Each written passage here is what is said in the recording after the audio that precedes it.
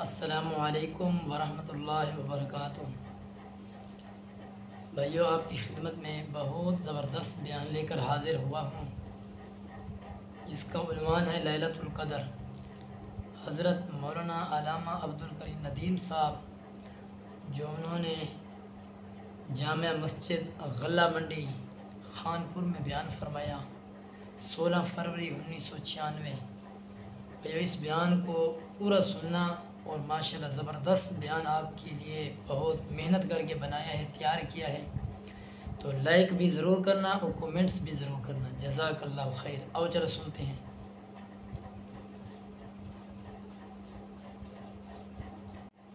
نام سے مشہور و معصوم اور معروف ہے۔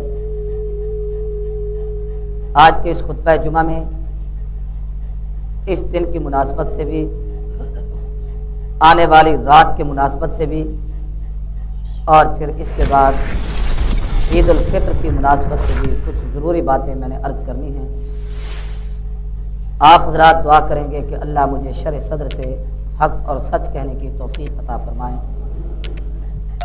اللہ ہم سب کو کہنے اور سننے کے بعد عملی زندگی کی توفیق عطا فرمائیں۔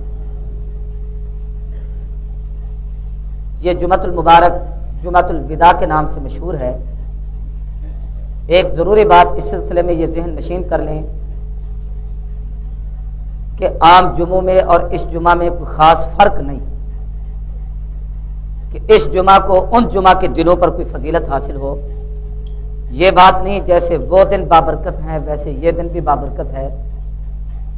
اس دن کو صرف ہم جمعۃ الوداع اس مناسبت سے کہتے ہیں کہ رمضان المبارک کے بابرکت مہینے میں یہ آنے والا آخری جمعہ ہے، پتہ نہیں اس کے بعد پھر یہ مہینہ نصیب ہو یا نہ ہو، اور یہ دن مقدروں والا پھر کسی کو نصیب ہو یا نہ ہو۔ الوداعی اس لیے اسے کہا جاتا ہے کہ یہ پھر جمعے تو آئیں گے لیکن رمضان المبارک کا جمعہ نہیں آئے گا۔ نصیبوں والے آئندہ سال آ کر ان دنوں کو دیکھیں گے، دن بھی آتے رہیں گے، یہ مہینے بھی آتے رہیں گے، پتہ نہیں دیکھنا کس کے مقدر میں ہوگا کس کے مقدر میں نہیں۔ میرے محترم دوستو، جمعہ اجتماع سے ہے، جمع ہونے سے ہے، اس لیے اس دن کو جمعہ کا دن کہتے ہیں کہ اس دن مسلمان جمع ہوتے ہیں۔ کتابوں میں لکھا ہے کہ جناب سرور کائنات رسول اللہ صلی اللہ علیہ وسلم ارشاد فرماتے ہیں کہ میرے رب نے قوم یہود کے سامنے ہفتے کے 7 دن پیش کیے تو انہوں نے اپنے لیے ہفتے کا دن عبادت کے لیے پسند کیا۔ عیسائیوں کو جب اللہ نے دن پیش کیے تو انہوں نے اپنے لیے اتوار کا دن منتخب کیا، اور جب میری باری آئی تو میں نے جمعہ کے دن کا انتخاب کیا۔ اور جمعہ وہ بابرکت دن ہے کہ اللہ کے نبی نے فرمایا اس دن آدم علیہ السلام پیدا ہوئے، اس دن آدم علیہ السلام میں روح پھونکی گئی، اس دن کو اللہ تبارک و تعالیٰ نے بڑی اہمیت اور عظمت عطا فرمائی۔ جمعہ تاریخی طور پر بھی اس حیثیت سے بڑا دن ہے کہ نوح علیہ السلام کی کشتی کنارے لگی تو جمعہ کا دن، حضرت ابراہیم علیہ السلام آگ کے چیخے سے باہر آئے تو جمعہ کا دن، یونس علیہ السلام مچھلی کے پیٹ سے باہر آئے تو جمعہ کا دن، اسماعیل علیہ السلام کی قربانی کا موقع آیا تو جمعۃ المبارک کا دن، آمنہ کے در یتیم حجۃ الوداع کے موقع پر تشریف لائے تو جمعہ کا دن۔ اللہ کے نبی نے جب پہلا جمعہ شروع کیا مکۃ المکرمہ سے مدینہ طیبہ پہنچنے کے بعد مقام قباء سے مسجد نبوی کی طرف جاتے ہوئے درمیان میں ہی تھے ایک چھوٹی سی جگہ ہے جہاں آج مسجد جمعہ بنی ہوئی ہے، اس جگہ اس جمعہ کا حکم آیا تو اللہ کے نبی نے وہاں نماز جمعہ ادا کی تو جمعہ کا دن۔ اس حیثیت سے اس جمعہ کو جمعہ کہا جاتا ہے کہ اس میں لوگ جمع ہوتے ہیں، اور لکھا ہے کہ اس لیے بھی اس کو جمعہ کہا گیا ہے کہ قیامت جب قائم ہوگی تو جمعہ کا دن ہوگا، اور جب قیامت کے دن میدان محشر میں لوگ جمع ہوں گے تو جمعہ کا دن ہوگا، اس دن اٹھائے جائیں گے تو وہ جمعۃ المبارک کا دن ہوگا، اس لیے اس جمعہ کو جمعہ کہتے ہیں۔ پھر جمعہ کے ساتھ ایک عام لفظ مشہور ہے جمعۃ الوداع، اس دن کو کہتے ہیں۔ میں نے یہ عرض کی کہ ان دنوں میں جمعوں میں اور اس میں کوئی خاص امتیاز نہیں، دن وہ بھی بابرکت یہ بھی بابرکت، لیکن اس کو الوداعی جمعہ اس لیے کہتے ہیں کہ وداع کا معنی رخصتی اور جدائی کے ہوتے ہیں۔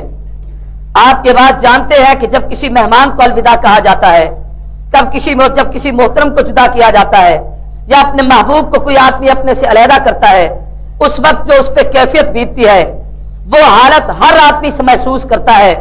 اس میں 2 کیفیتیں بڑی عجیب ہوتی ہیں، ایک محبت کی کیفیت ہوتی ہے، خوشی کا انداز ہوتا ہے، اور اس کو خوشی یار کو جدا کرنے کی نہیں ہوتی، بلکہ اس کی صحیح خدمت کرنے کی وجہ سے، اس کا احترام کرنے کی وجہ سے، اس کی تعظیم کرنے کی وجہ سے، اس کی تکریم کرنے کی وجہ سے اس کے دل کو فرحت اور مسرت ہوتی ہے کہ میرا یار میرے پاس آیا، میرا محبوب میرے پاس آیا، میرا دوست میرے پاس آیا، میں نے اس کا پورا احترام کیا، اس کا کھانا کھلانے میں، پانی پلانے میں، اس کو میں نے حق کے دوستی ادا کرنے میں کسی قسم کی کسر نہیں چھوڑی۔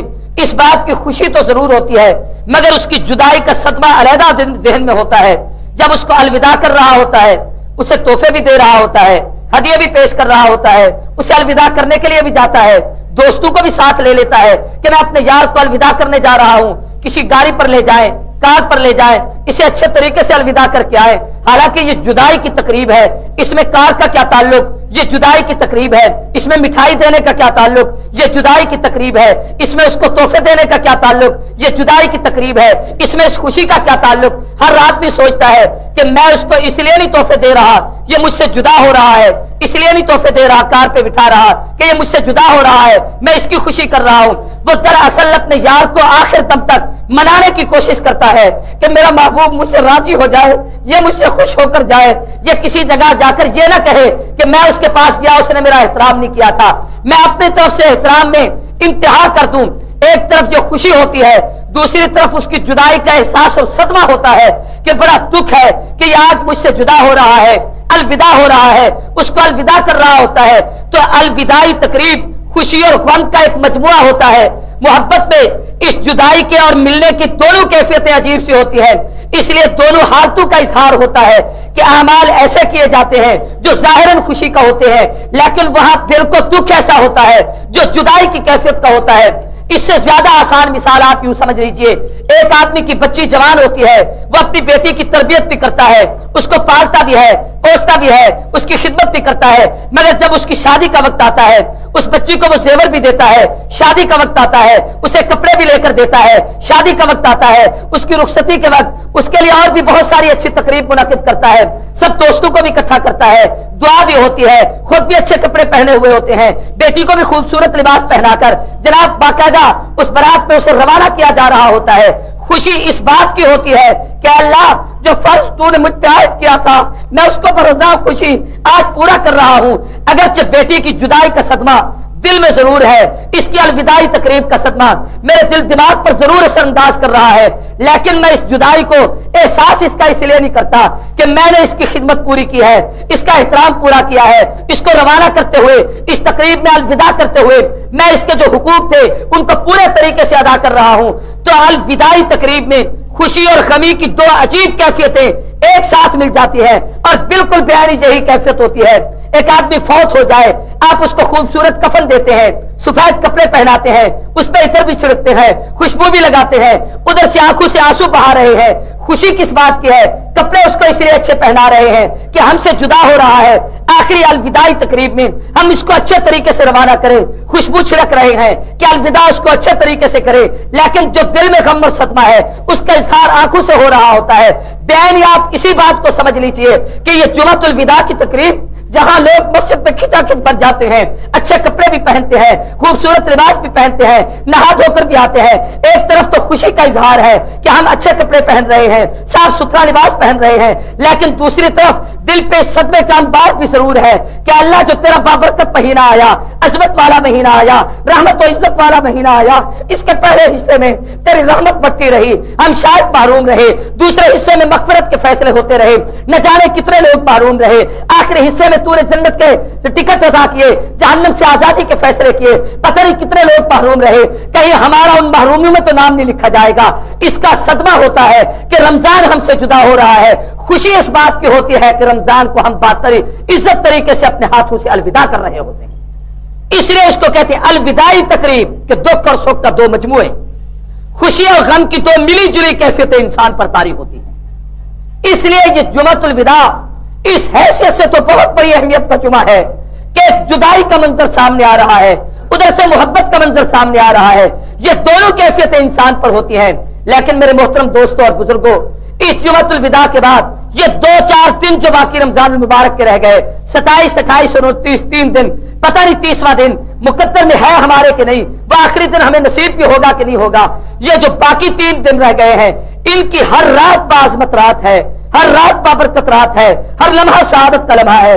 میں نے جو قرآن مجید کی آیت کریمہ پڑھی وہ سورہ القدر، انا انزلناہ فی لیلۃ القدر وما ادراک ما لیلۃ القدر، لیلۃ القدر خیر من الف شہر۔ اس کی تفسیر میں علماء نے بہت کچھ لکھا ہے، میں اگر اس کی وضاحت کرنا شروع کر دوں تو پورا وقت اسی پہ خرچ ہو جائے گا۔ میں اختصار کے ساتھ اس سے متعلق 2-3 باتیں ضروری عرض کرنا چاہتا ہوں۔ اس کے شان نزول میں علماء نے لکھا ہے کہ رسول اللہ صلی اللہ علیہ وسلم ایک مرتبہ اپنے صحابہ کی یاروں کی محفل میں بیٹھے تھے، اللہ کے پیغمبر نے بنو اسرائیل میں سے چند انبیاء کا تذکرہ کیا، ان کے حالات زندگی بیان کیے اور فرمایا وہ 4 نبیوں کا ذکر کیا، حضرت یوشع کا، حضرت حزقیل کا، حزقیل رضی اللہ علیہ السلام کا، 2 اور نبیوں کا، اور فرمایا یہ 4 وہ عظیم المرتبت انسان تھے جنہوں نے 80 سال تک اپنے جسم پہ اسرا باندھے رکھا، اللہ کی راہ میں جہاد کرتے رہے، عبادت کرتے رہے، ریاضت کرتے رہے، دن اور رات کو اگر تھوڑی دیر آرام بھی کرتے تھے تو مسلح ہوتے تھے، ان کو ویسے سکون نہیں ملتا تھا۔ جس وقت اللہ کے نبی نے اس بات کا تذکرہ کیا، حدیث میں آتا ہے صحابہ تڑپے، کہا محبوب ان کی عمریں اتنی لمبی، ان کی زندگیاں پڑی، 80 سال تک ان لوگوں نے عبادت کی، ہم لوگ محروم ہو گئے، ابھی یہ سوچ ہی رہے تھے۔ اللہ کا قرآن اترا، اللہ نے کہا محبوب گھبرانے کی ضرورت نہیں، اپنی امت کو کہہ دیجئے، اپنے یاروں کو بتا دیجئے وہ 80 سال عبادت کرے، اللہ تمہیں ایک ایسی رات رمضان المبارک کے آخری عشرے کے تاک راتوں میں دیتا ہے کہ تم صرف ایک رات جاگ لو تو ان کی 80 سال کی عبادت سے بھی زیادہ بہتر ہے۔ ایک رات کی عبادت 80 سال کی عبادت پر حاوی ہے۔ انا انزلناہ فی لیلۃ القدر، اللہ نے فرمایا بے شک ہم نے محبوب انزلناہ فی لیلۃ القدر، اس قرآن کریم کو لیلۃ القدر کی رات میں اتارا ہے، اس بابرکت رات میں اتارا جو عزت والی رات تھی، قدر والی رات تھی۔ قرآن کی نسبت اس رات سے متعلق کر دی، اس سے ایک مسئلہ سمجھ میں آیا، غور کیجیے۔ وہ یہ کہ جس چیز کی نسبت قرآن سے جڑ جاتی ہے اس نسبت کی وجہ سے عزت بنتی ہے۔ آپ کو یاد ہوگا کہ شروع کے رمضان المبارک کے پہلے جمعہ میں میں نے قرآن اور رمضان کی نسبت پر ایک گفتگو کی تھی کہ لکڑی کو عزت قرآن کی وجہ سے ملی، رحل پر اگر قرآن رکھا گیا، اس رحل کا اتنا احترام ہے، جہاں سے قرآن اٹھاتے ہو وہیں سے رحل اٹھاتے ہو، جس غلاف کا تعلق قرآن کے ساتھ جڑ جاتا ہے وہ غلاف کپڑا اتنا محترم ہو جاتا ہے، جہاں قرآن رکھا ہوا ہے وہی وہ اس کے ساتھ جڑا ہوا ہے۔ جب قرآن کو اٹھاتے ہو وہ غلاف ساتھ ہوتا ہے، قرآن کو چومتے ہو، غلاف کو پہلے بوسہ دیا جاتا ہے، قرآن کو آنکھوں سے لگاتے ہو، غلاف کو پہلے آنکھوں سے لگاتے ہو، جس کاغذ پر قرآن لکھا جاتا ہے اس کاغذ کو اتنا احترام اس کا ہوتا ہے، اس کی اتنی تعظیم و تکریم ہوتی ہے کہ جس وقت آپ کاغذ کو اٹھائیں گے اسے چومیں گے، آنکھوں سے لگائیں گے، سر پہ رکھیں گے، سینے سے لگائیں گے، اس کاغذ کا اپنا کوئی کمال نہیں، نسبت قرآن کے ساتھ ہے، کپڑے کا اپنا کوئی کمال نہیں، نسبت قرآن کے ساتھ ہے، لکڑی کا اپنا کوئی کمال نہیں، نسبت قرآن کے ساتھ ہے، رمضان کے مہینے کا اپنا کوئی کمال نہیں، نسبت قرآن کے ساتھ ہے۔ اس نسبت کو پیش نظر رکھ کر قرآن نے کہا انا انزلناہ فی لیلۃ القدر، لوگوں یہ لیلۃ القدر وہ بابرکت رات ہے جس کی نسبت اللہ کے قرآن کے ساتھ ہے۔ اس رات کو ہم نے قرآن مجید اتارا، علماء نے لکھا اس سے مراد یہ ہے کہ اس رات کو اللہ نے عرش معلیٰ سے، لوح محفوظ سے آسمان دنیا پر قرآن اتارا، ایک ساتھ قرآن مجید وہاں پہ اترا، وہاں سے بتدریج وقفے وقفے سے دھیرے دھیرے آہستہ آہستہ جب جتنی ضرورت پڑتی گئی امت پہ حضور صلی اللہ علیہ وسلم پہ زمین پر آتا رہا۔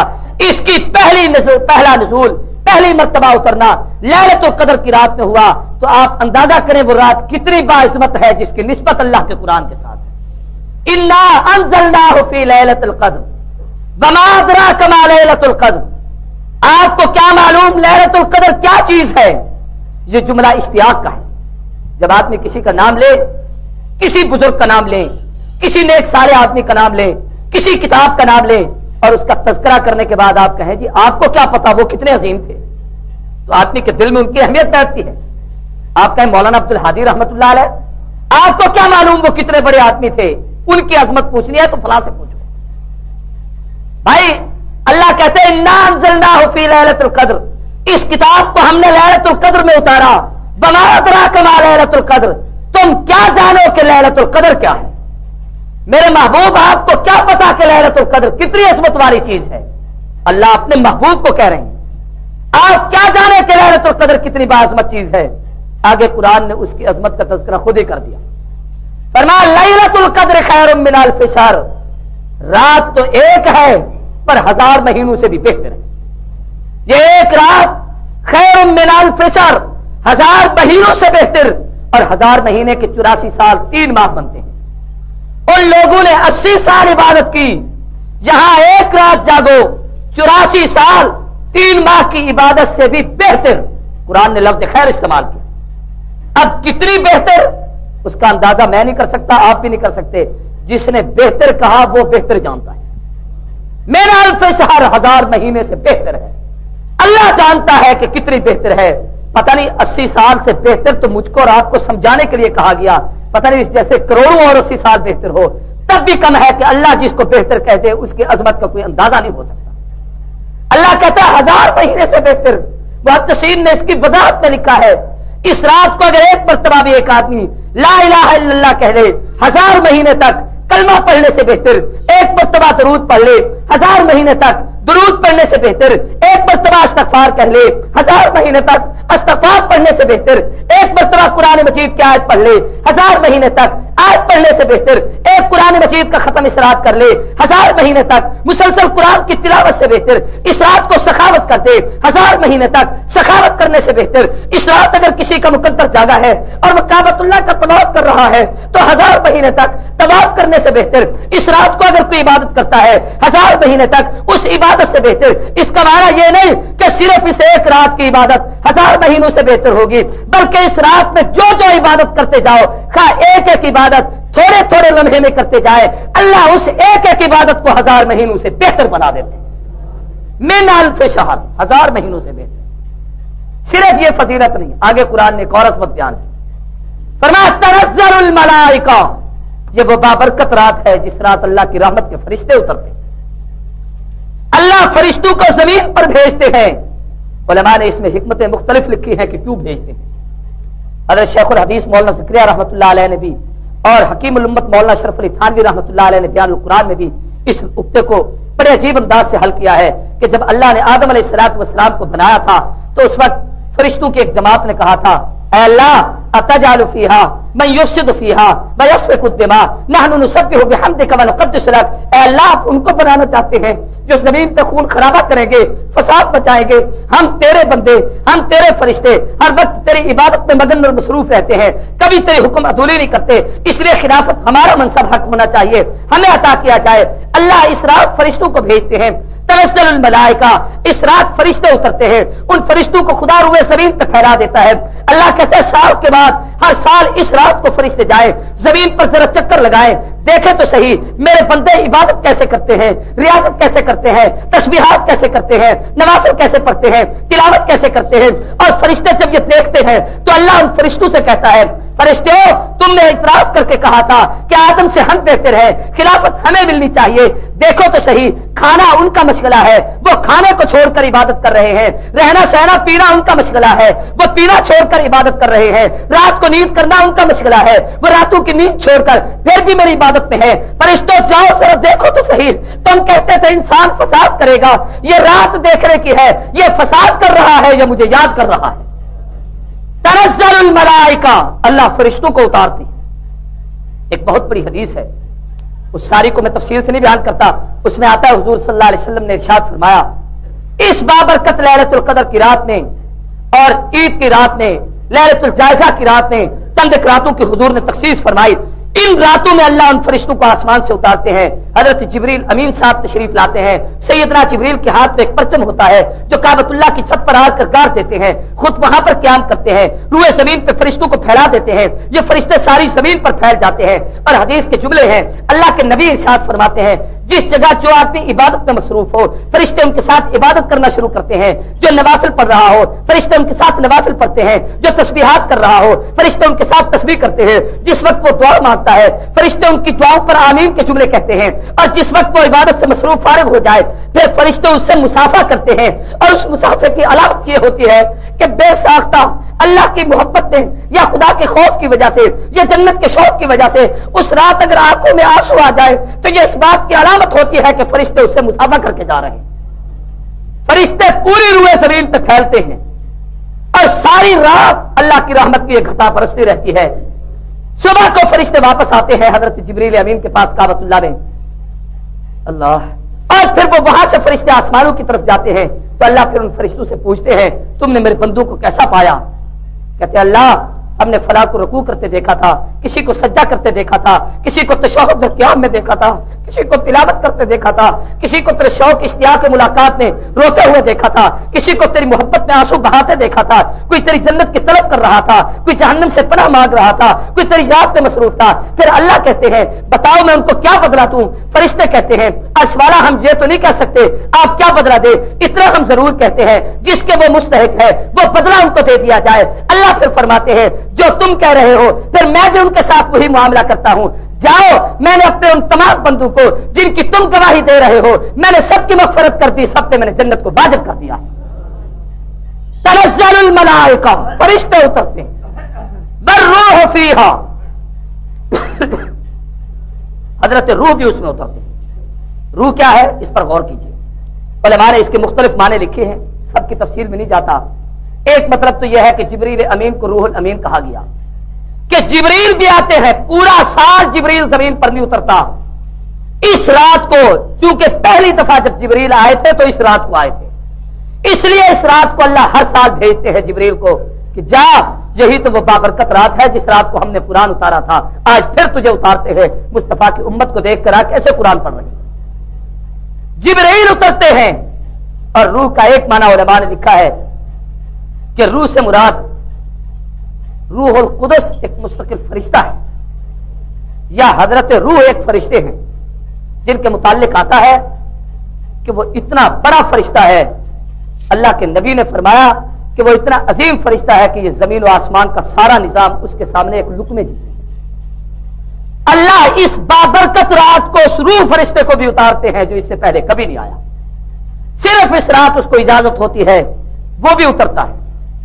और हजरत शेखुल हदीस ने एक रिवायत अजीब नकल की है कि हजरत ईसा अलैहिस्सलाम आसमानों पर जिंदा हैं और सैयदना ईसा अलैहिस्सलाम कुर्ब क़यामत में इस जमीन पर तशरीफ लाएंगे, फितना दज्जाल का मुकाबला करेंगे, अल्लाह उनको फतह अता फरमाएंगे। हजरत ईसा अलैहिस्सलाम और जनाब महदी उस वक्त का जो आखिर दौर में आने वाला वो अजीमुल मर्तबत इंसान होगा, वो बैठकर जहां जमीन पे अमन और सुकून को कायम करेंगे। उससे पहले हर साल लैलतुल कद्र की रात को अल्लाह ईसा अलैहिस्सलाम को जमीन पर भेजते हैं। रूह से मुराद यह है कि ईसा खुद उतरते हैं और काबतुल्लाह में जिब्रील अमीन के साथ आते हैं और आकर इस रात को इबादत में मसरूफ रहते हैं। चूंकि ईसा अलैहिस्सलाम ने दुआ मांगी थी, ऐ अल्लाह मुझे आखिरुज़्ज़मान नबी मुहम्मदुर रसूलुल्लाह सल्लल्लाहु अलैहि वसल्लम की उम्मत में पैदा कर, उनके उम्मती बना। अल्लाह ने इस दुआ को कबूल किया था तो हर साल खुदा भेजते हैं कि ईसा तू भी जा मेरे महबूब की उम्मत को इबादत करते देखा, जैसे फरिश्ते क़यामत के दिन गवाही देंगे मैं तेरी भी गवाही वहां उस जगह पर कबूल कर लूंगा। जिब्रील भी उतरे, रूह भी उतरे, फरिश्ते भी उतरे और इनके साथ साथ तनज़्ज़लुल मलाइकतु वर्रूह फीहा, रूह भी उतरे। ईसा पैगंबर अल्लाह का जलीलुल कदर नबी साहिब किताब नबी और वाए इस उम्मत के अमाल को देखने के लिए इस उम्मत के मुकद्दर को अजमत को सलाम। हदीस में हुजूर ने फरमाया कैफ़ तहलिकु हाज़िहिल उम्मा, लोगों ये उम्मत कैसे हलाक हो सकती है। अना अव्वलुहा वल महदी औसतुहा वल मसीह आखिरुहा, जिसके इब्तिदा में मैं आया, जिसके दरमियान में महदी आएगा, जिसके आखिर में ईसा आएगा, ऐसी उम्मत कभी बर्बाद नहीं हो सकती। अल्लाह इस उम्मत को तबाही से महफूज रखे, आमीन कहें भाई। ये आज बाबरकत दिन है, मागरे का दिन है। तनज़्ज़लुल मलाइकतु वर्रूह फीहा बिइज़्नि रब्बिहिम मिन कुल्लि अमरिन सलाम। फरमाए इस रात अल्लाह आसमान से उन फरिश्तों को जो उतारते हैं अपनी मर्जी से नहीं आते, अल्लाह के हुक्म से आते हैं और ये पूरी रूए जमीन पर फैलकर हर एक को सलाम करते हैं, हर एक पे सलामती भेजते हैं, हर एक के लिए रहमत की दुआएं करते हैं, रहमत के फैसले होते रहते हैं और ये मंजर पूरी रात चलता रहता है। अल्लाह की रहमत बंदों की तरफ मुतवज्जह होती है। हदीस में आता है इब्तिदाई रात से अल्लाह आसमान दुनिया पे एक फरिश्ता भेज देते हैं जो पूरी रात ऐलान करता है हल मिन मुस्तगफिरिन अस्तगफिर लहू, है कोई मग़फ़िरत का तलबगार जिसको मैं बख्श दूं। हल मिन साइरिन, है कोई मांगने वाला आते तो हूं जिसको मैं अता कर दूं। हल मिन मुस्तरज़िकिन अर्ज़ुक़हू, है कोई रिज़्क़ का तलबगार जिसको मैं रिज़्क़ अता कर दूं। तुम्हारे मांगने की देर है, मेरे देने में कोई देर नहीं। तुम्हारे तलब करने की देर है, मेरे अता करने में कोई देर नहीं। तुम्हारे सवाल करने में देर है, मेरे जवाब देने में देर नहीं। तुम्हारे दामन फैलाने में तो देर हो सकती है, मेरे भरने में कोई देर नहीं हो सकती। तनज़्ज़लुल मलाइकतु वर्रूह फीहा बिइज़्नि रब्बिहिम मिन कुल्लि अमरिन सलाम हिया हत्ता मतलअल फज्र। के नबी ने फरमाया पूरी रात ये रहमत बरसती है, पूरी रात ये इनामात की बारिश होती है, हत्ता के तुलुए फजर हो जाए। जब सुबह का वक्त होता है तो ये फरिश्ते वापस चले जाते। ये बाबरकत रात, ये अजमत वाली रात, ये इनायत वाली रात, इस रात को लैलतुल कद्र कहा गया। मैंने पिछले जुमा के खुतबे में बताया था आपको कि वो 21 की रात, 23 की रात, 25 की रात, 27 की रात, 29 की रात, इन रातों में से अल्लाह के नबी ने फरमाया ताक रातों में इस रात को तलाश किया करो। इनमें से कोई एक रात है, लेकिन उनमें से अक्सर रातें गुजर गईं, 2 रातें बाकी है।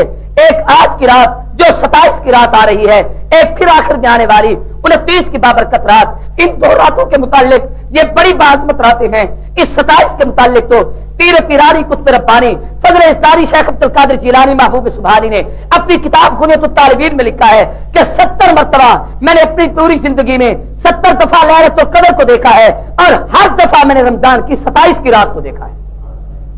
ये अजीब बात है और इस पर मुफस्सिरीन ने एक नुक्ता लिखा है कि इन्ना अंज़लनाहु फी लैलतिल कद्र वमा अदराका मा लैलतुल कद्र, लैलतुल कद्र खैरुम मिन अल्फ शहर। तवज्जो करें, कुरान में लफ्ज़ लैलतुल कद्र 3 मरतबा इस्तेमाल हुआ है।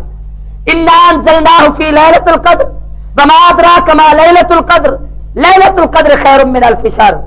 और अगर आप इस पर गौर करें तो लैलतुल कद्र इसमें 9 हर्फ हैं। लैला लाम या लाम हा, अल कद्र अलिफ लाम काफ दाल रा, ये 9 हर्फ हैं। और ये लैलतुल कद्र का लफ्ज़ 3 मरतबा इस्तेमाल हुआ। एक लैलतुल कद्र में 9 हर्फ हैं, तो 9 को 3 से ज़रब दो तो कितनी बनेंगे? सारे बोले। इसलिए शेख अब्दुल कादिर जिलानी फरमाया करते थे कि ये लैलतुल कद्र 27 की रात है। मैंने 12 इसको देखा और 27 को देखा है। बार कैफियत जागरे की रात, अजमत की रात, बाबरकत रात, इनाम और एहसान हासिल करने की रात है। फिर उसके बाद एक 29 की रात आएगी। उसके बाद फिर एक और रात भी आनी है जिस रात का तज़किरा भी अभी जरूरी समझता हूं। उस रात को लैलतुल जायजा कहा जाता है। पूरे रमजानुल मुबारक में रोजाना अल्लाह तबारक व तआला 10 लाख आदमियों की मग़फ़िरत का फैसला करते हैं। और जब वो रात आती है लैलतुल जायजा, पूरे महीने में जितने गुनाहगारों की मग़फ़िरत हुई है उस एक रात में अल्लाह उतने लोगों की मग़फ़िरत करके सबको जन्नत में भेज देते हैं। सहाबा ने पूछा अल्लाह के रसूल वो लैलतुल कद्र है? फरमाया नहीं नहीं, लैलतुल कद्र नहीं, लैलतुल कद्र तो इन ताक रातों में आ जाएगी। वो लैलतुल जायजा वो रात है जो सबसे आखिरी रात होगी, जिसको बदले की रात कहा जाता है। इसलिए कि मजदूर को मजदूरी हमेशा आखिर में मिला करती है। इससे तहकीक में उलमा ने 2 बातें लिखी हैं। या तो रमजान की आखिरी रात इससे मुराद है, अब वो 29 का अगर रोजे हैं तो फिर वो 29वीं रात लैलतुल कद्र की रात भी हो जाएगी, लैलतुल जायजा की रात भी हो जाएगी। और अगर 30 रोते हैं तो फिर 30 की रात लैलतुल जायजा की रात बन जाएगी। और बाद हजरात ने यह लिखा कि इससे मुराद रमजान की आखिरी रात नहीं, बल्कि रमजान का पूरा महीना गुजर जाने के बाद जो अगली शब ईद की रात आती है, ये वो बदले की रात है कि मजदूर मजदूरी करके रमजानुल मुबारक के 30वां रोजा रख के ईद की रात जब शाम को सूरज से रोजा इफ्तार कर लिया, चांद नजर आ गया, अब ईद की खुशियों का वक्त आया है। इस वक्त जो लोग अल्लाह के घर में बैठ जाते हैं कि अल्लाह पूरा महीना हमने तेरे दरबार में गुजारा, इबादत भी की, कुरान भी पढ़ा, तिलावत भी की, जो जिसको अल्लाह ने जो तौफीक दी वो इबादत उसने की है। अब इस वक्त बैठकर जो अल्लाह से मांगा जाता है ये वो रात बदले की रात है कि खुदा पूरे महीने की नेकियों का सिला और बदला इकट्ठा करके अता फरमाते हैं। इसलिए अल्लाह के नबी ने फरमाया जैसे लैलतुल कद्र की तलाश में इन ताक रातों में जागते हो, उस आखिरी हैं।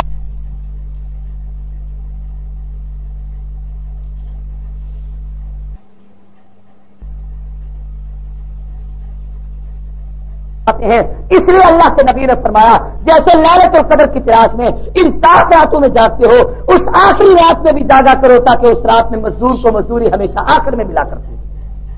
आमतौर पर हमारे बहुत सारे दोस्त खा वो इत्तिकाफ बैठने वाले हों या दूसरे, चांद नजर आया नहीं हम अपनी बातों में लग जाते हैं, खुशियों में शुरू हो जाते हैं। ये दुरुस्त है कि मुबारकबादी का मौका है, दुरुस्त है कि अच्छा मौका आया है, लेकिन उसका माना यह नहीं कि आपने अल्लाह को भुला दो। रमजान अपनी बरकतें लेकर जा रहा होता है, आखिर वक्त में उसको मनाओ ताकि अल्लाह की जो रहमत इस रात उतरनी है उसका हिस्सा हासिल करो। इसलिए अल्लाह के पैगंबर ने इस रात की अजमत को इरशाद फरमाया। फिर हुजूर अकरम सल्लल्लाहु अलैहि वसल्लम ने एक अजीब बात इरशाद फरमाई जो इस वक्त कहना जरूरी समझता हूं। अल्लाह के नबी ने फरमाया इस बाबरकत रात में अल्लाह हर गुनाहगार के गुनाह को माफ कर देते हैं مگر چند ایسے بدبخت ہیں جن کی لیلۃ القدر جیسی بابرکت رات میں بھی مغفرت نہیں ہوتی. اس رات میں بھی مغفرت، سارے کہہ دو، اس رات میں بھی مغفرت. سب سے پہلا بدبخت من اشرک باللہ شیئا، جس نے اللہ کے ساتھ کسی کو شریک ٹھہرایا، اس کی کوئی مغفرت نہیں. شرک خواہ اللہ کی ذات میں کرے، اللہ کی صفات میں کرے، اللہ کی عبادات میں کرے، کسی درجے کا شرک کرتا ہے، مشرک کی مغفرت نہیں، خواہ وہ کتنی بڑی عبادت کیوں نہ کرے. اللہ کی ذات میں شریک کا معنی یہ ہے کہ جیسے اللہ ایک ہے، وحدہ لا شریک لم یزل لا یزال ہے، ایسے کسی کے متعلق یہ تصور کرے کہ یہ بھی خدا ہے یا خدا جیسا ہے، یہ اللہ کے ساتھ اس نے شریک ٹھہرایا، اس کی بھی اس رات مغفرت نہیں ہوتی. اللہ کی صفات میں شریک کرنے کا معنی یہ ہے جو صفت رب کی ہے وہی صفت ویسے کسی میں سمجھے، یہ شرک ہے.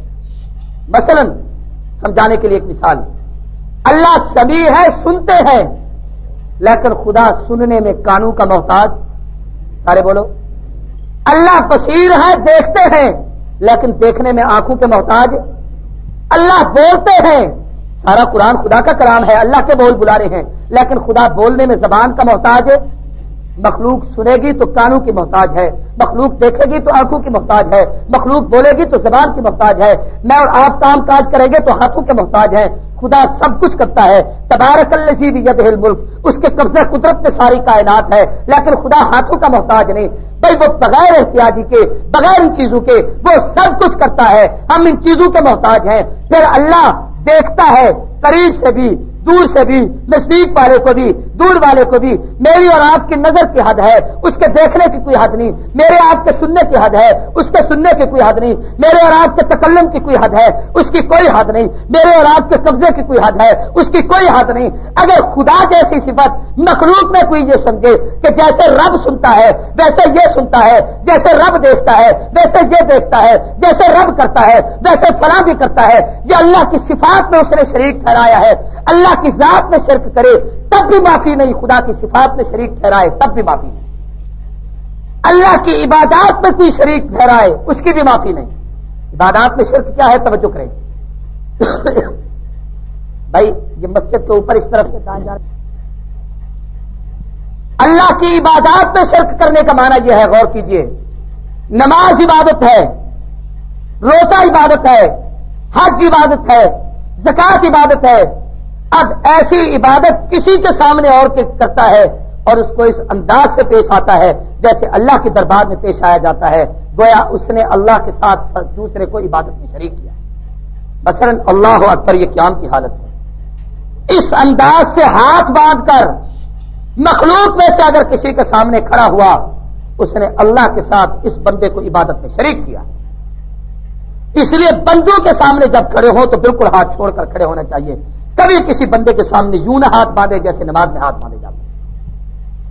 ایسے جیسے اللہ کے دربار میں آدمی رکوع کر کے جھکتا ہے، اگر مخلوق میں سے کسی کے سامنے اس انداز سے جھک کیا ہے، اس نے اللہ کے ساتھ کسی کو عبادت میں شریک کیا ہے. یہ شرک ہے، خدا اس کو معاف نہیں کرتا. سر سجدے میں رکھنا اللہ کا خاصہ ہے، اس کا حق ہے.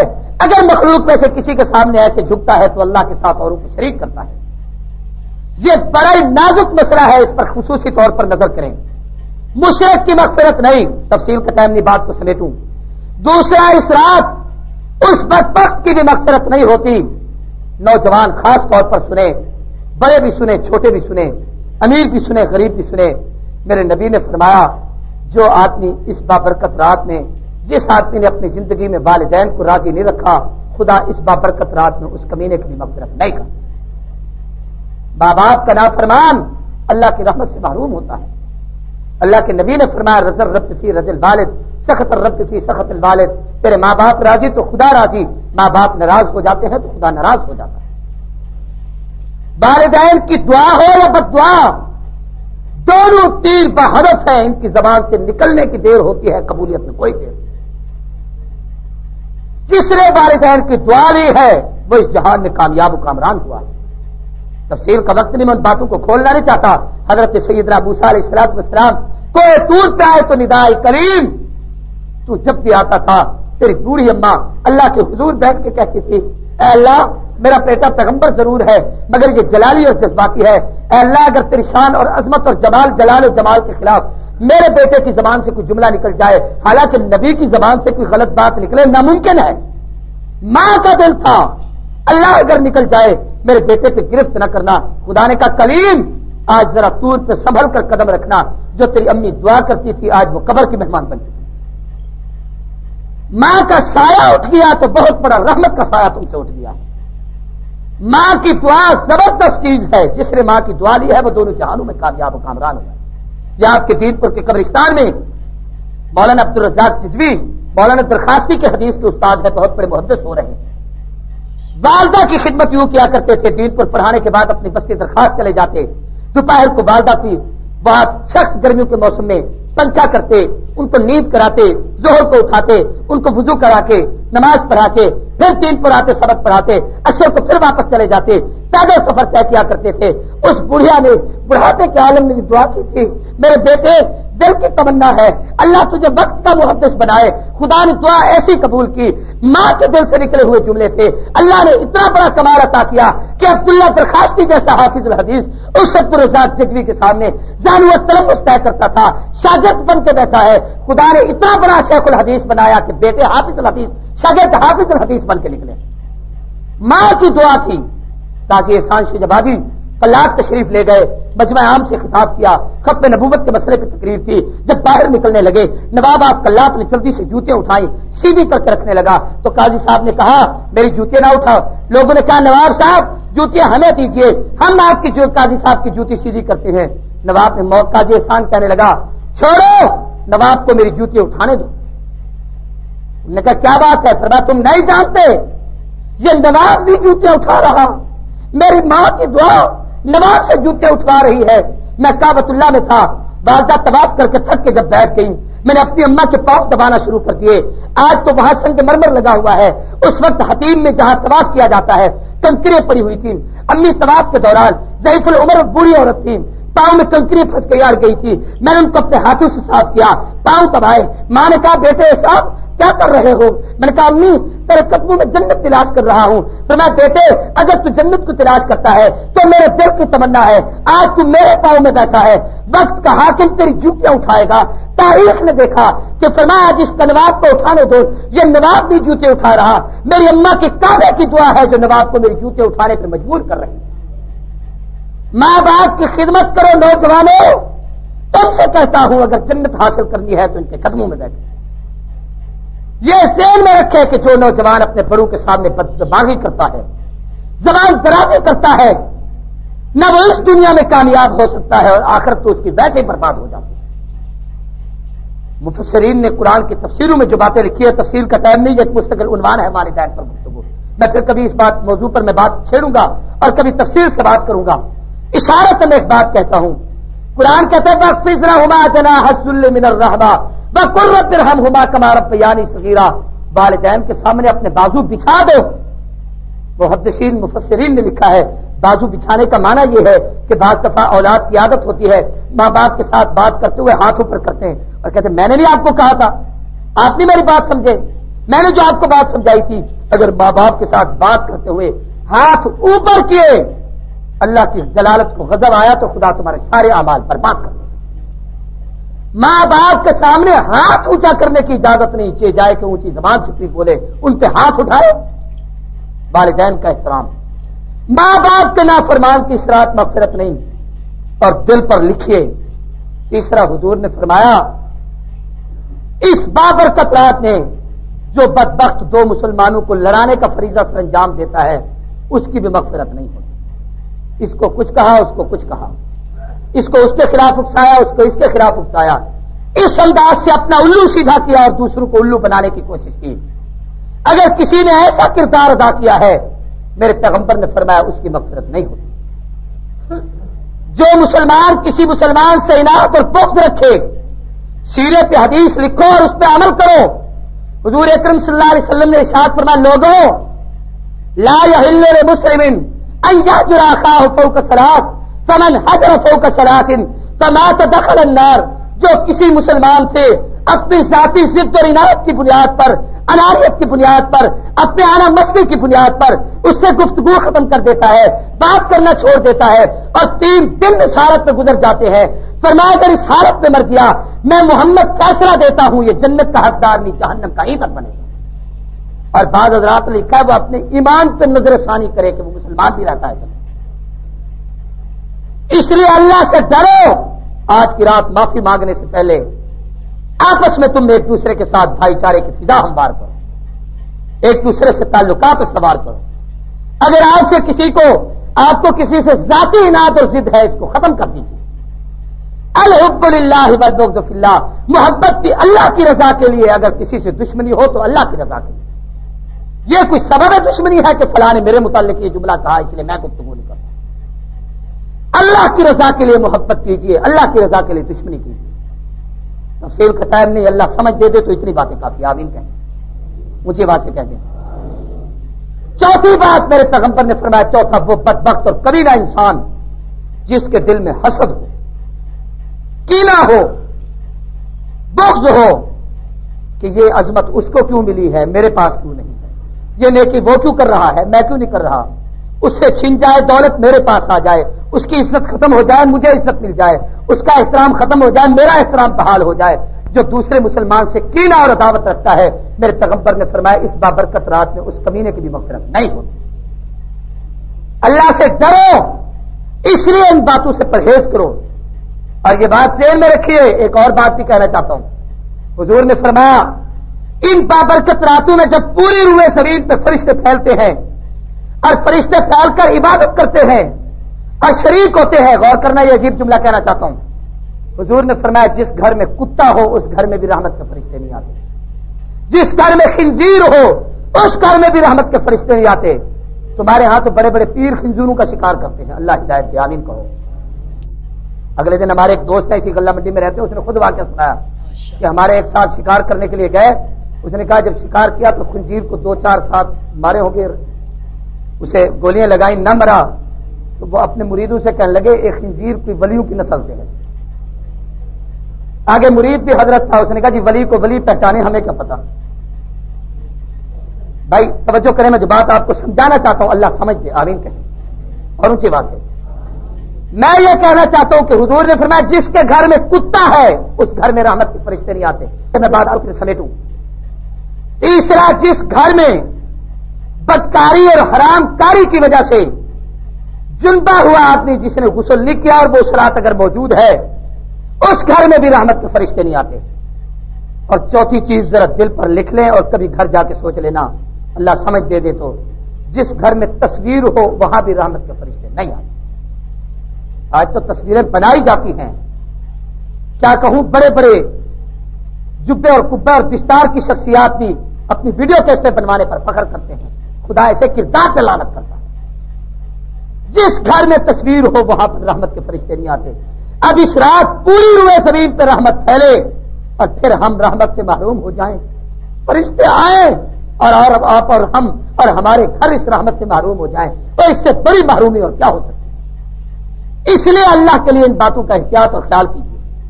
ایک بات آخر میں کہنا ضروری سمجھتا ہوں، توجہ کیجیے۔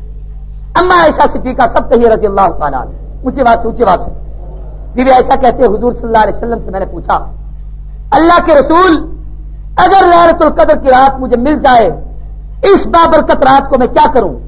حضور نے فرمایا عائشہ اگر جب تجھے رات مل جائے تو یہ دعا پڑھ لے۔ وہ دعا اللہ کے نبی نے بتائی، بڑی مختصر سی، اس دعا کو پڑھ لیں۔ فرمایا عائشہ پڑھنا اللہم انک عفو تحب العفو فاعف عنی، اللہم انک عفو، اے اللہ تو معافی دینے والا ہے، تو معاف کرنے والا ہے، تحب العفو معافی کو پسند کرتا ہے، جب تو معافی دیتا بھی ہے معافی کو پسند بھی کرتا ہے، فاعف عنی، اے اللہ میرے گناہوں کو نہ دیکھ، مجھے معاف کر دے اور میرے گناہ سارے کے سارے معاف کر۔ یہ سارے پڑھ لو، اللہم انک عفو تحب العفو فاعف عنی، پھر یاد کریں اللہم انک عفو تحب العفو فاعف عنی، اے اللہ انک عفو تو معاف کرنے والا ہے، تحب العفو معافی کو پسند کرتا ہے، فاعف عنی مجھے معاف کر، اور حدیث میں ہے اگر دعا میں اوروں کو شامل کر لو تو آپ کے حق میں جلدی قبول ہو جائے گی، اس لیے کہا کرو فاعف عنا، اے اللہ ہم سب کو بخش دے، اے اللہ ہم سب کو بخش دے۔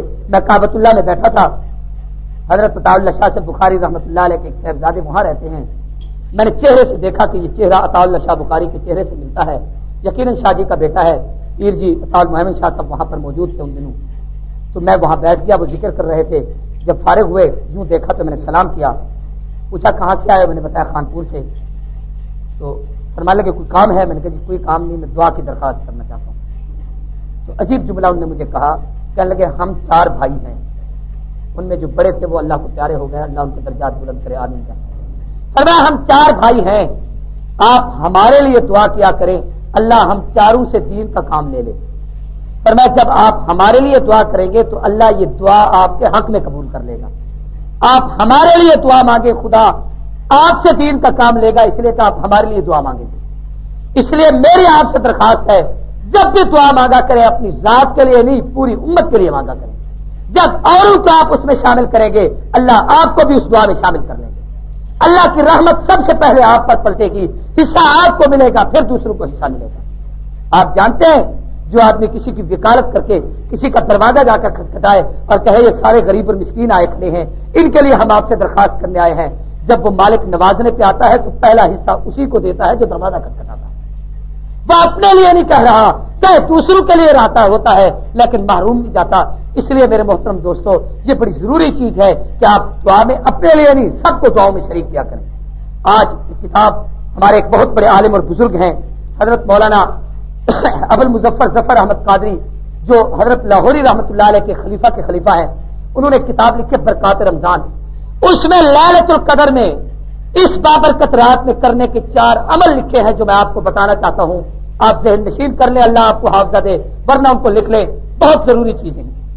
سب سے پہلا عمل جو اس رات کو کرنے کا ہے، اور بہت سارے ہیں، تراویح پڑھیں، تسبیحات پڑھیں، قرآن کی تلاوت کریں، ذکر کریں، عبادات کریں، لیکن وہ صحابہ کے اعمال ہیں جن کو صحابہ اکرام لیلۃ القدر جن لوگوں نے پائی اور ان لوگوں نے اس رات کو یہ عمل کیا، ان میں پہلا عمل یہ ہے کہ اس رات کو کلمہ طیبہ کا ورد کیا کریں، لا الہ الا اللہ کا حدیث میں ہے، جس آدمی نے لیلۃ القدر کی رات میں 3 مرتبہ بھی کہہ دیا لا الہ الا اللہ، لا الہ الا اللہ، لا الہ الا اللہ محمد رسول اللہ صلی اللہ علیہ وسلم، فرمایا اللہ تبارک و تعالی جب پہلی دفعہ لا الہ الا اللہ کہتا ہے تو اللہ اپنی رحمت کے دروازے کھول دیتے ہیں، جب دوسری دفعہ لا الہ الا اللہ کہتا ہے اللہ اس کی مغفرت کے فیصلے فرما دیتے ہیں، جب تیسری دفعہ لا الہ الا اللہ کہتا ہے اللہ جہنم کے دروازے بند کر کے جنت کے دروازے اس کے لیے کھول دیتے ہیں۔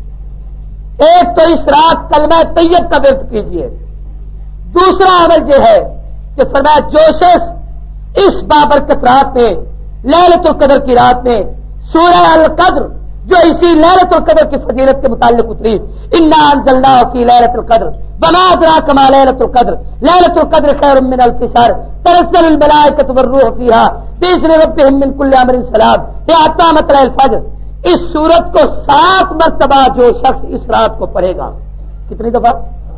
7 دفعہ، 7 مرتبہ پڑھ لے، اللہ 70,000 فرشتہ اس رات متعین کرتا ہے جو پوری رات اس آدمی کی مغفرت کی دعا کرتے رہتے ہیں۔ بڑی عظمت کی بات ہے، اگر یاد آتی ہے سورت 7 مرتبہ پڑھ لیجئے، نہیں آتی تو دیکھ کر پڑھ لیجئے قرآن مجید کھول کر، کوئی بڑی بات نہیں، چند آیتیں ہیں، 1 منٹ بھی نہیں لگتا اس کے پڑھنے پر، بلکہ 5 منٹ میں 7 مرتبہ سے بھی آپ زیادہ پڑھ سکتے ہیں۔ تیسرا عمل لکھا، فرمایا جو شخص 2 رکعت نماز نفل پڑھے اور اس نفل پڑھنے کی ترتیب یہ ہو کہ ہر رکعت کے بعد سورہ الحمد کے بعد 7 مرتبہ سورہ اخلاص پڑھے، یعنی قل هو اللہ احد، کتنی رکعتیں پڑھے؟ 2 رکعتیں، اور الحمد کے بعد سورہ قل هو اللہ کتنی دفعہ پڑھے؟ 7 مرتبہ، اور 2 رکعتوں کا سلام پھیر لینے کے بعد غور کرنا، اسی جگہ پر بیٹھ کر 70 دفعہ کہے استغفر اللہ واتوب الیہ، استغفر اللہ واتوب الیہ، اے اللہ میں تجھ سے گناہوں کی معافی مانگتا ہوں، میں تیری طرف متوجہ ہوتا ہوں، تو اپنی رحمت میری طرف پلٹ دے، اگر زیادہ نہیں آتا اپنی عام زبان سے کہتا رہے اے اللہ میں تجھ سے معافی مانگتا ہوں تو معاف کر دے، اے اللہ تجھ سے گناہوں کی معافی مانگتا ہوں تو معاف کر دے۔ 70 مرتبہ اگر یہ کہے تو فرمایا یہ آدمی اس مجلس سے ابھی اٹھتا نہیں کہ خدا اس کی مغفرت کا فیصلہ پہلے فرما دے۔ چوتھا عمل، یہ 4 باتیں ضروری تھی جو اس رات سے متعلق آپ کو بتانا چاہتا ہوں۔ چوتھا عمل یہ ہے کہ 4 رکعت نماز کی نیت باندھی، 4 رکعت نماز نفل کی، اور ہر رکعت کے اندر پہلی رکعت میں بھی ہر رکعت میں 1 مرتبہ سورہ الحاکم التکاثر پڑھی۔ یہ بھی قرآن مجید کے آخری پارے میں ہے سورہ التکاثر، اس میں قبر و حشر کا تذکرہ ہے۔ اور اس کے بعد 3 مرتبہ سورہ قل هو اللہ پڑھیں۔ دوسری رکعت میں بھی پہلے 1 مرتبہ الحاکم التکاثر، پھر 3 مرتبہ قل هو اللہ، پھر تیسری رکعت میں بھی 1 مرتبہ الحاکم التکاثر، پھر 3 مرتبہ قل هو اللہ، چوتھی رکعت میں بھی 1 مرتبہ الحاکم التکاثر، 3 مرتبہ قل هو اللہ پڑھنے کے بعد آخر میں جب بیٹھ کر آپ فارغ ہو کر دعا مانگیں گے تو حدیث میں آتا ہے اس عمل کرنے کی برکت سے اللہ تبارک و تعالی ایک تو اسے موت سکرات کے جھٹکوں سے محفوظ کرتے ہیں، دوسرا عذاب قبر سے نجات عطا فرماتے ہیں۔ تیسری سب سے بڑی ضمانت اس بات کی ملتی ہے جس آدمی نے اس رات کو یہ عمل کر لیا، اللہ تبارک و تعالی اسے ایمان والا خاتمہ نصیب فرماتے ہیں۔ یعنی موت ایمان پر آتی ہے، کفر پر اس کی موت نہیں آئے گی۔ چھوٹے سے عمل، مختصر سا وقت، ان تمام اعمال پہ بمشکل 15-20 منٹ لگتے ہیں۔ آنے والے ایک دن کے متعلق، عید الفطر کا دن جس کو یوم الفطر کہا جاتا ہے، ایک بات عجیب ہے کہ فطر کا معنی افطار کرنا ہے اور عید کے معنی علماء نے لکھا ہے خوشی کرنے کی۔ عید کا معنی کیا ہے؟ اور عید کا لفظ عود سے بھی ہے جس کا معنی لوٹنا ہے، کہ یہ دن سال میں ہر سال لوٹ کے آتا ہے۔ اور یہ بڑی عجیب بات ہے کہ رمضان المبارک جیسا بابرکت، رحمت، عزت، عظمت اور کرامت والا مہینہ ہم سے چلا گیا تو بابرکت اور رحمت اٹھ جائے تو اس کے جانے پہ افسوس ہو یا خوشی؟ سارے بولو۔ تو رمضان جیسی برکت گئی اور آپ خوشی کر رہے ہیں، عید منا رہے ہیں، خوشی کر رہے ہیں، تو یہ خوشی کس بات کی ہے کہ رمضان چلا گیا اچھا ہو گیا؟ نہیں، بات سمجھیں، رمضان کے جانے کی خوشی نہیں، رمضان کو پورا پانے کی خوشی ہے۔ میری بات سمجھ آ رہی ہے؟ رمضان کے جانے کی خوشی نہیں، رمضان کو پورا پانے کی خوشی۔ اللہ تیرا شکر ہے تو نے پورا مہینہ دیا، تیرا شکر ہے اس کی تراویحیں دی، تیرا شکر ہے اس کی تلاوتیں دی، تیرا شکر ہے اس مہینے کی عظمتیں عطا کی، تو رمضان کو پورا پانے کی خوشی ہے۔ اس لیے اس خوشی کے موقع پر اللہ کی طرف سے حکم ہے کہ صدقۃ الفطر ادا کیا کرو۔ عید کے دن نماز عید پہ جانے سے پہلے اس صبح کو بھی اگر کوئی بچہ پیدا ہو گیا ہے، والد پر ذمہ ہے والد کے کہ اس کی طرف سے بھی صدقۃ الفطر ادا کرے۔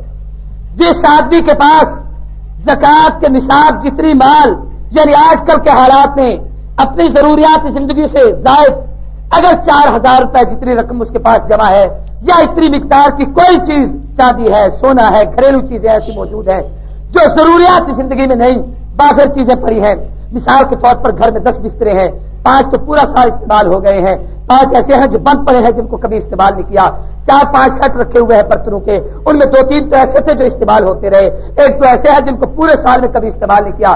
یہ ضرورت سے زائد چیزوں کی قیمت اگر ملا کر 4000 بن جاتی ہے تو اس پہ صدقۃ الفطر واجب ہے۔ زکوٰۃ اگرچہ اس پر واجب ہو نہ ہو، زکوٰۃ کے لیے سال گزرنا ضروری ہے، صدقۃ الفطر کے لیے سال گزرنا ضروری نہیں۔ رات کو اگر پیسہ آ گیا، صبح سویرے آپ صدقۃ الفطر ادا کریں۔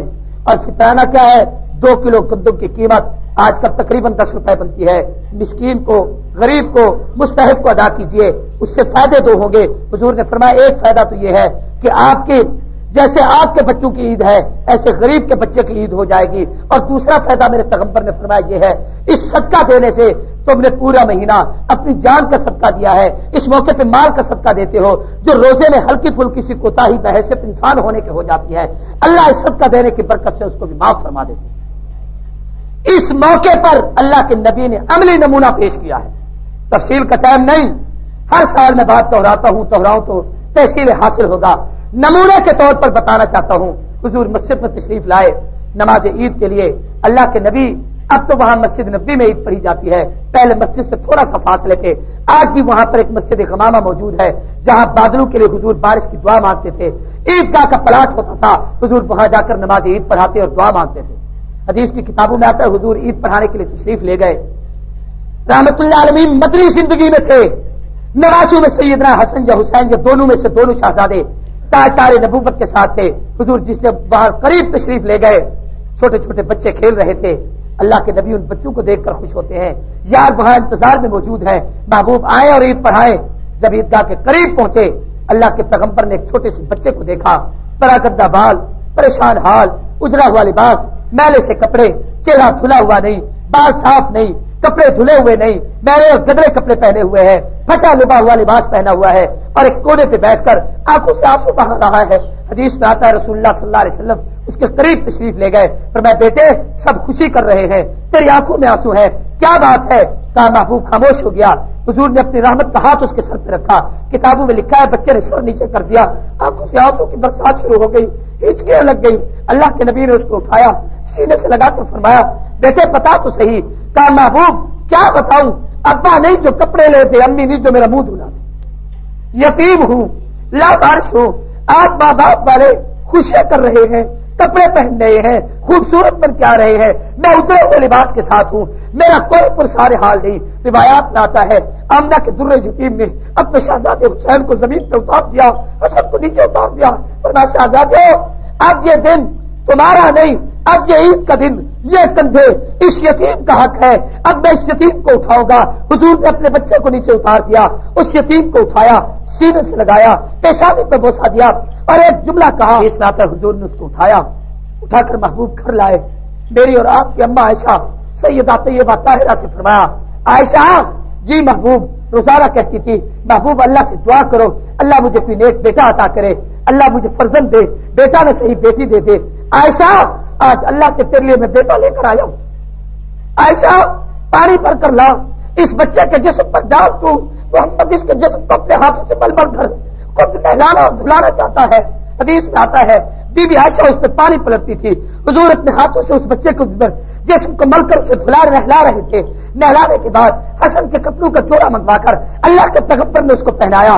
کھجور اور دودھ جو رات کو بھگو کے رکھا ہوا تھا حضور نے منگوا کر اپنے ہاتھوں سے اس بچے کو کھلایا. نبوت نے اپنا سرما اس کی آنکھوں میں ڈالا, اپنا کنگا اس کے سر میں دیا. نہلانے دھلانے کے بعد اللہ کے محبوب نے اس بچے کو اپنے سامنے یوں بٹھا کر ایک جملہ فرمایا, اس کو دل پر لکھے. اس بچے کا نام بشر تھا. ورنہ یا بشر میرے بیٹے بچے بشر, اما ترضا ان اکون ابوک بامک عائشہ, کیا تو اس پر خوش نہیں ہوگا کہ محمد تیرا ابا بن جائے, عائشہ تیری اماں بن جائے. مسلمانوں اس بچے کی خوشی کی انتہا نہ رہی. پھر حضور نے ایک جملہ فرمایا, اور بیٹے اب عیدگاہ کے پلاٹ کی طرف چلتے ہیں, ساری دنیا انتظار ہے تجھے لے چلوں. اور پھر حضور جب لے کے چلنے لگے اللہ کے نبی نے اس کے ہاتھ کی انگلی پکڑی ہوئی تھی.